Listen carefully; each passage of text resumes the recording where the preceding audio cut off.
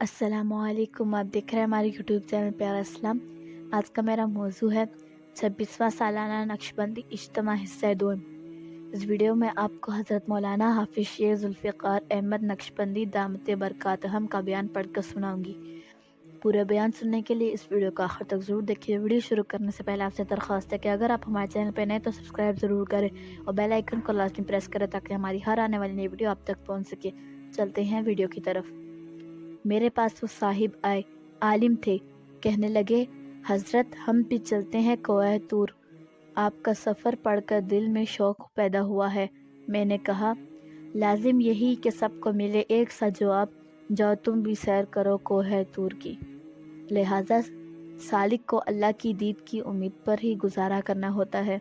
اس لیے اللہ سے محبت کرنے والے مجاہدے کرتے ہیں، روزے رکھتے ہیں، راتوں کو جاگتے ہیں، سوکھ کر ہڈیاں نکل آتی ہیں، فقط ان کو قیامت کے دن کا انتظار کرنا پڑے گا، اس سے پہلے یہ تجلی نہیں مل سکتی اور ان کو کوئی دوائی کام بھی نہیں آتی۔ جو عشق کا بیمار ہوتا ہے اس کو دنیا کی دوائیاں کام ہی نہیں آتی۔ جب عاشق کو یار کی ملاقات نصیب ہوتی ہے اس کی ساری بیماریاں دور ہو جاتی ہیں۔ سلطان المشائخ فرماتے ہیں کہ جو بندہ اللہ کا عاشق بن جاتا ہے ہر چیز اس کی عاشق بن جاتی ہے۔ علامہ اقبال نے اسی مضمون کو یوں بیان فرمایا ہے کہ جو اللہ کی ذات کا عاشق ہو جاتا ہے وہ تمام موجودات کا سردار بن جاتا ہے۔ حضرت ادریس علیہ السلام نے غلبہ محبت میں فرمایا کہ اے اللہ، اگر میرے اور تیرے درمیان آگ کا ایک سمندر حائل ہوتا تو میں تیرے پاس آنے کے لیے اس آگ کے اندر بھی کود پڑتا۔ آپ دیکھیے کہ عشاق میں کیسا جذبہ ہوتا ہے۔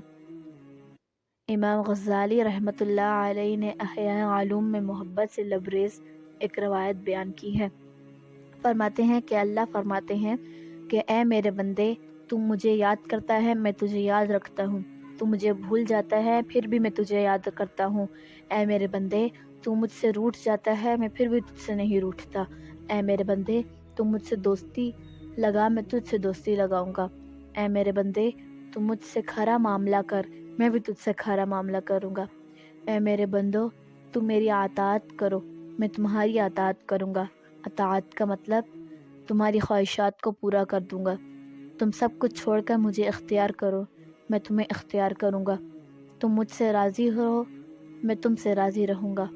تم مجھے دوست رکھو میں تمہیں دوست رکھوں گا۔ اے میرے بندو، تم میرے ہو جاؤ میں تمہارا ہو جاؤں گا۔ جس کو میں مل گیا اسے سب مل گیا، جسے میں نہ ملا اسے کچھ نہ ملا۔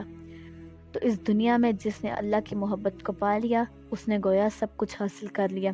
نبی اکرم صلی اللہ علیہ وسلم نے ایک حدیث میں فرمایا کہ سچے محب کی 3 علامتیں ہوتی ہیں کہ وہ غیر کے کلام پر اپنے محبوب کے کلام کو ترجیح دے، اور اپنے محبوب کی مجلس کو غیر کی مجلس پر ترجیح دے، اور اپنے محبوب کی رضا کو غیر کے رضا پر مقدم کریں۔ یہ عاشق کی 3 علامات ہوتی ہیں۔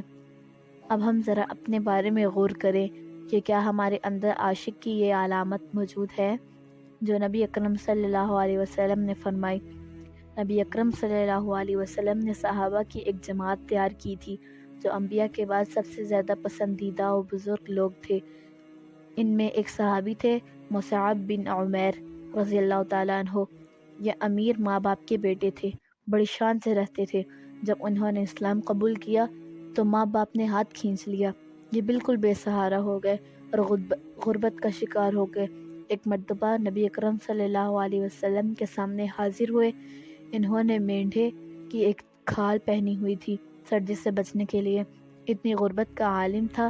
جب نبی اکرم صلی اللہ علیہ وسلم نے ان کو آتے دیکھا تو فرمایا کہ اس شخص کو دیکھو جس کے دل میں اللہ کی محبت سے بھرا ہوا ہے۔ میں نے دیکھا کہ اس کے والدین اس کو اچھا کھلاتے تھے، اب اللہ کی محبت نے اس درجے تک پہنچا دیا جو تم دیکھ رہے ہو۔ اس لیے نبی اکرم صلی اللہ علیہ وسلم اس بندے کی بڑی رعایت فرماتے تھے جو اللہ سے محبت کرنے والا ہو۔ ہمیں بھی چاہیے کہ ہم اللہ کی محبت کو دل میں پیدا کریں، اسے بڑھائیں تاکہ اللہ کے عشاق میں ہمارا بھی نام آ جائے۔ امید کرتی ہوں آپ کو ہماری ویڈیو پسند آئے گی۔ اگر آپ کو ہماری یہ ویڈیو پسند آئی تو لائک اور شیئر ضرور کریں۔ فی امان اللہ۔